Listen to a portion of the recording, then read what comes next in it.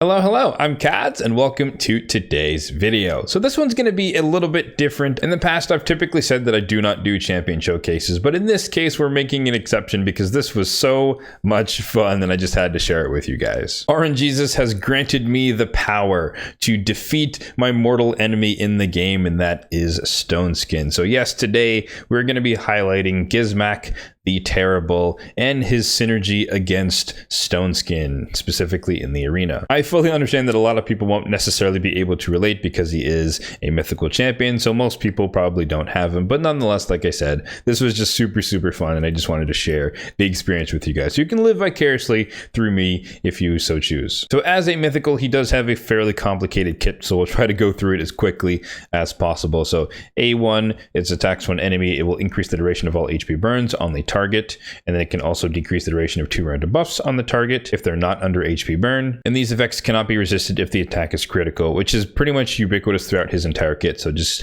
I'm not going to repeat it every time, but just keep that in mind.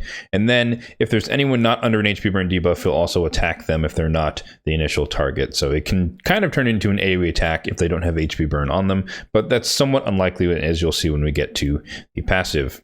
On the A2 here, AoE attack, it increases the duration of all HP burn debuffs on all targets, then instantly activates any HP burns on each enemy. So full HP burn extension and HP burn activation on all enemies. And if that's not enough, it will also increase the duration of all other debuffs on the enemy, including the HP burn that was already increased prior to the activation, and then place decreased speed on all enemies for 2 turns. And then the A3 here, extra turn ability that gives him increased crit damage, increased crit rate, and increased speed. So you could run him with 30% crit rate if you wanted to, but that's not going to work as well, again, as we get to the passive, because before the start of the champion's turn, he places an HP burn on all enemies for 2 turns. Again, it cannot be resisted. And then at the start of his turn, every turn after that, he has a 50-50 shot of placing HP burn on enemies for 1 turn. So he is all about the burn. You start off the round with it on all enemies. He can activate it here, and then he also gives himself extra crit rate and crit damage, which is nice because of the synergy with his alternative form, which you can see here is unbooked because we do not have a ton of mythical tomes. That's the free-to-play aspect of this showcase here. He is not fully booked, and even the first form isn't fully booked either. I think the A1's missing a couple, but I digress.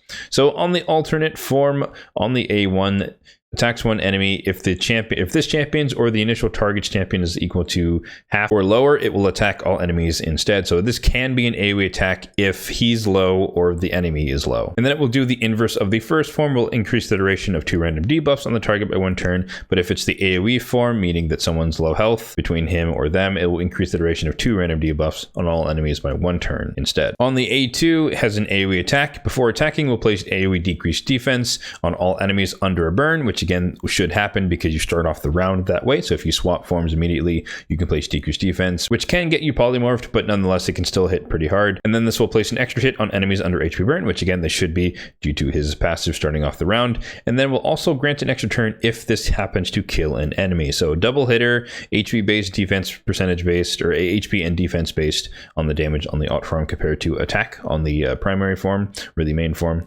Base form. And then the A3, he one of the few champions, if not the only champion in the game for now, that has the pain link debuff from the Hydra clan boss. So effectively they just take 75% of the attacker skill multiplier is reflected as damage and will ignore 100% of the defense. So basically you can pick someone on their team and then all of the damage will, not all, but a lot of the damage will be redirected to that person, so you can have them kill their reviver or something. It's really handy in clutch situations. And then also puts a taunt buff on him, so it forces them to attack him while he's also unkillable, and then ally protection for everybody else. So you have to attack him, and then again you can put pain link on anyone who you choose, and this debuff cannot be removed, resisted, or blocked. So it will go through block debuffs. I don't think it goes through Stoneskin for whatever reason, and then it cannot be resisted or removed, so it is protected on the debuffs. And then if all of that is not enough, obviously this is his more like higher damage form. It will ignore 15% of a target's defense if this champion's or the target's champion's HP is equal to or greater than 50%. So by default, you ignore 15% defense when attacking. And then if he's low health or the target's low health, he will ignore 25% of the defense instead. So it only gets better the lower they get. And then also he will ignore block damage and shields when attacking enemies under HP burn. So lots of damage damage synergy and overall synergy with HP burn. And we might use the ult form in some instances in the arena, but primarily, as you might suspect, we're going to be using the base form to blow up stoneskin. We're setting the arena ablaze, and of course we do have the incinerate blessing on top.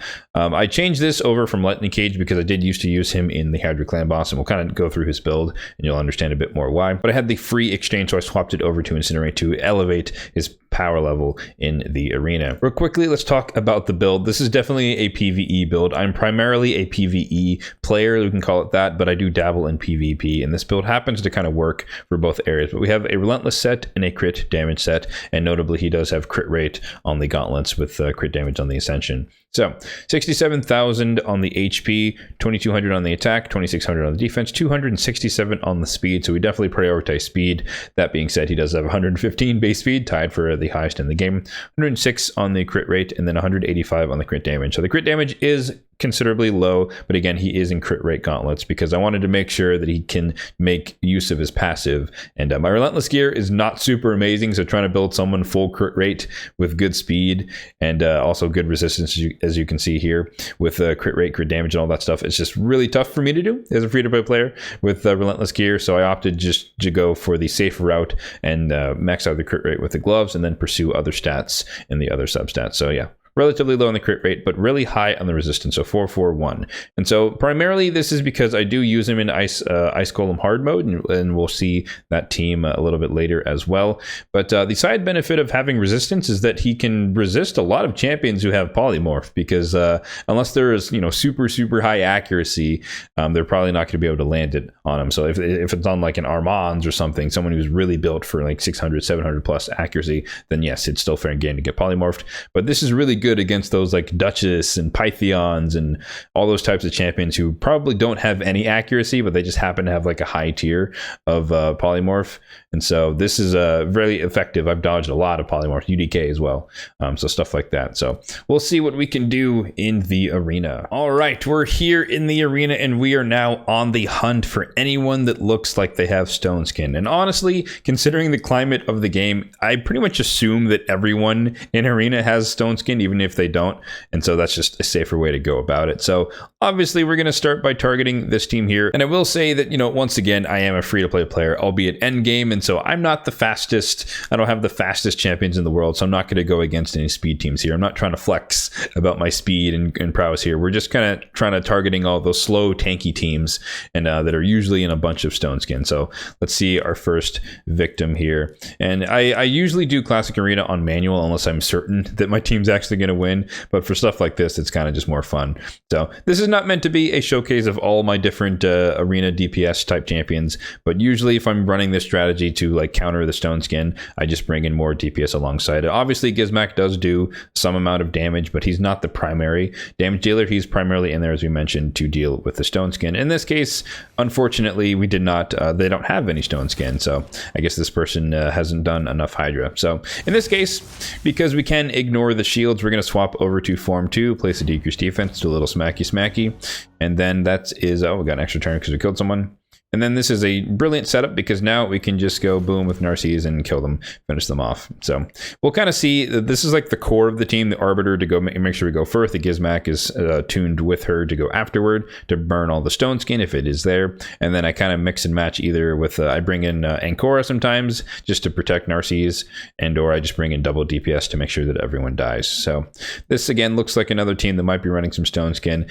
It might be too low level once again, but we'll see if they do have it. We want to kind of see the reason for the video. Oh no, another case, darn. Okay, so we're just gonna speed run this one, blow him up again. So Relentless is kind of fun as well because sometimes he just goes ham on, and like in Form 2, he'll just get a bunch of extra turns back to back to back. In this case, he didn't get the kill, so it doesn't matter. But sometimes he ends up being like the primary DPS for the team because he just gets a bunch of extra turns back to back to back. And that starts taking people out. Marichka, we do want to avoid because she does have her passive that's going to put up block damage, so that is not good. So we don't want to deal with that. This looks like a team that should have stoneskin, so for sure, let's try and target this one. And I'm guessing that it's going to be on at least UDK, maybe Mithrala if we're lucky. No, just the UDK. All right, so this is the perfect example. We're going to buff up here, increase crit rate, increase crit damage, which also, of course, helps the nukers. But if we just stare at UDK here, we'll put it on 1x speed. We pop it, and boom, stoneskin is gone.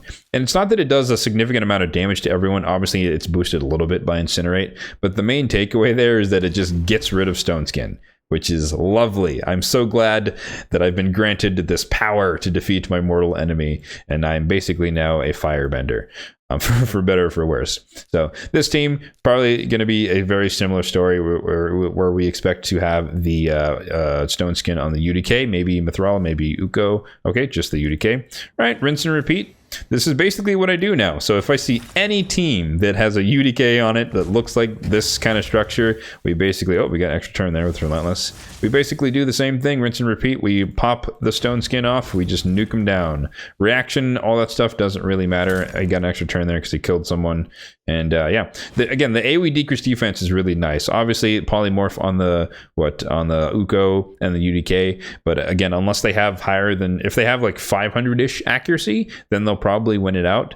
But in a lot of cases, they just don't have enough accuracy to contend with it. So in this case, I'm worried about Mikage, Lady Kimmy going a little bit faster than me. So we don't get stunned, we're going to swap over, bring in White Queen and Korra to match with our Narcisse. It is a Krisk, and a Krisk is another reason why I typically bring in Narcisse, because he starts off with a shield, so it's guaranteed to happen. So once again, I do expect to go first when it's like a non-arbiter composition. We're going to double speed boost here. We're going to do this. There is no stone skin on this team, so once again, I'm going to swap forms because we don't want to destroy their shields, because that's a nice setup for White King Narcisse. AoE decrease defense out there. Boom! Oh man, he killed 2 people. Okay. And okay, he just, once again, he can hit, he can be the primary DPS. It's not a ton of crit damage, but sometimes it's enough. And again, I guess it's worth mentioning that he does ignore some of that defense on that form. So Armands is typically not what we want to deal with. Like, there are ways to deal with that type of team, but it is a lot more sketchy, and I don't like to force it unless I have to. I mean, we could try one. We could try one out. I guess this would be a little bit more secure because they don't have a speed lead on this comp. And so in this case, we're going to swap to Mithrala. This is kind of dangerous, but we're going to swap to Mithrala just because the AA for Armands typically targets the lead when he does his buff strip thing, or the polymorph ability. And let's see. Oh, perfect. This is exactly what we want to see. Everyone's in stone skin, so obviously we're not going to really do any damage to them, but instant pop, boom, stone skin gone. Even though the entire team was in it, doesn't matter anymore. Now we can basically flip the fight over, nuke him with Narcisse. GG's. So that's a fight where, like, if you didn't bring in the right composition, you would just get blown up because everyone's in stone skin. The entire team's in stone skin, super cancerous and all that jazz. But nope. In this case, we have the power of detonation, and yeah, we can take care of that. And I guess we can try our luck with one more here. This is again a bit sketchy because of the Armands. We're actually going to put Arbiter back in the lead and just kind of hope that well, you know, no. Okay, what we're going to do in this case, we're going to bring in another speed champion to make sure that we can stay ahead of them. I'm going to bring in my Lady Kimmy here. So that should ensure that we go first, unless it's a really, really fast Armands, and then we're going to be embarrassed here live on the channel. Hopefully he's not faster than me. Okay, stone skin, perfect. Another victim, prime victim. In this case, yeah, actually we kind of have to speed up here. We don't really have a choice, otherwise Armands might cut in. So we did strip one with Kimmy, which can definitely happen, but the rest of them, boom, pop. Stone skin gone, nuke him down. It's fine. Python survived. He's going to revive them all. No big deal. And now we can kind of pick and choose who we want to take out here. Oops, I kind of messed up there. So we're going to swap forms. Once again, place the AoE decrease defense on as many people as possible. Hopefully get a kill. Perfect. Reviver down. And Candy down because he's a little bit more squishy. I guess we can keep attacking. Obviously, he is Force Affinity, so he's not really going to do much, or he's Magic Affinity, so he's not going to do as much damage against Force champions. You know, keep that in mind if you're lucky enough to have him. But nonetheless, like the AoE decrease defense is before he attacks, so it is affinity friendly, provided they're under an HP burn. So real quick, before we hop over to the Ice Golem, I did forget to talk about his masteries. Once again, I'll mention that he's built for PvE, so he did come down the offense tree, hugging the left-hand side, coming down to War Master for extra damage against bosses. And then we didn't really need the support tree. Like Master Hexer could have been nice, but nothing else in his kit requires accuracy if you're full crit rate, so it kind of felt like a waste to focus on the debuffer side of the tree. So we kind of went down the defense tree, Retribution there for the counterattacks, because every time he counterattacks, he can extend the duration of HP burns, and then more of the tankiness stats. And then Solidarity is also nice for him as well, because he places a bunch of buffs, and so he just gets more resistance on top of the base that he already has. So let's hop over to Ice Golem and do one quick-ish run of hard mode so you guys can see my team. I did talk about the basis for this team in a specific showcase, talking about Harima and using her passive against the Ice Golem, which is very, very effective. But in that case, in that old team, I used someone else in this slot, but I did make the swap. I think it was Theodore. I made the swap over to him. And it definitely helps speed that up on average. And so what we're taking advantage here is that, his alternative form here, again, we can place the AoE decrease defense. And so it just helps Harima do more damage to the waves. So we sped up the waves. So she should be able to use her A2 there and basically kill them all. Soul Reap, finishing them off. And then this wave, because he's in the alt form, he's going to switch back whenever he can cycle back to it. But we have Artak in there to provide the same AoE HP burn. Harima's on a bit of a delay here because she doesn't have her abilities back just yet. But now we swap forms. We slow them down by placing decreased speed, activating HP burn, of course. We have increased defense now back on Harima on top of increased crit damage. And then she can come back around and provoke. So Harima's our control for the waves here, as well as our primary DPS, but we're also burning them along the way, which is kind of a nice added bonus. But yeah, so we're provoking both of the waves essentially with Harima, and then she's using her A2 to finish someone off, and then you get another trigger of the A3. So about a minute or so to get through the waves on assuming there's no weird RNG that happens. And look at that, big smack by the boss. Oh my goodness, nope. Not a concern whatsoever. Harima passive coming in clutch. We barely took any damage. And I will say that Wither the Crown is in a shield set specifically for us to be able to better tank that first hit. So even if that situation exactly like that happens, I think War Master procced when he did his HP burn explosion there. And so it just happened to get the retribution hit with both of the minions up. And normally that would ignore 100% of your defense and basically wipe your entire team. But Harima's passive reduces the effect of enemy ignoring defense effects. So it's effectively, with both minions up, it's only 50% defense ignore, which is substantially less than 100 in terms of the math. And so we can actually survive the hit. And of course, we also had decreased attack on from Artak. So you can see here, it's basically the premise is the double HP burn explosion comp. We have Artak doing his thing. We have Gizmak doing his thing. Wither the Crown in there is our primary healer, providing increased defense for Harima to do a little bit more damage. Also more buffs for Pythion's passive. So we just take less damage. We're getting the maximum, I guess basically most of the time, we're getting the maximum 25% damage reduction from that passive. But yeah, so speed comp, or speed-ish comp. It's not like as fast as like the Seer and Block Revive type stuff, but it's usually somewhere between 2.5 and 3 minutes, depending on whether or not we get exactly the situation where we get the minions revived. Because honestly, this is kind of a weird fight, because you want to kill the minions normally because you don't want him to ignore a bunch of your defense. But in this unique situation, you kind of want them alive for as long as possible because you want the AoE HP burn activation to do more damage. So between 2.5 and again in 3 minutes, this is my hard Ice Golem team. We can check this guy out. Nope, that's not good.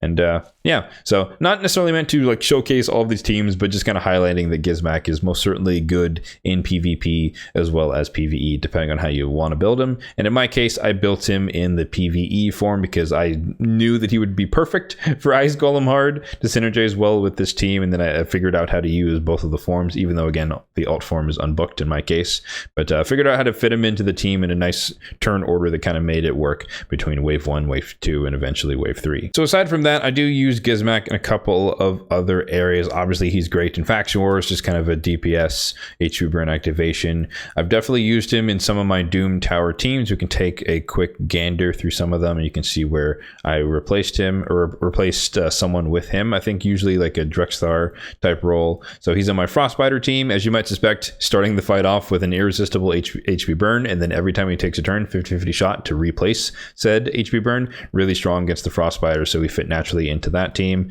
Eternal Dragon, same thing. Every time he takes a turn, there's a chance that he can just place HP burns, and once the minions are up, he can, you know, join in with Artak and activating the burn. So very, very solid for fights like that. And then, of course, he's super, super strong in the Hydra clan boss. He used to be in my Nightmare team, which you can take a look at here. That is not it. Up here, he used to be in this slot here for Wallmaster Otharion. He was replaced because I got an upgrade, we can call it that. But he did a lot of work, honestly. I wish he could fit into one of my other teams. He just doesn't quite do it anymore.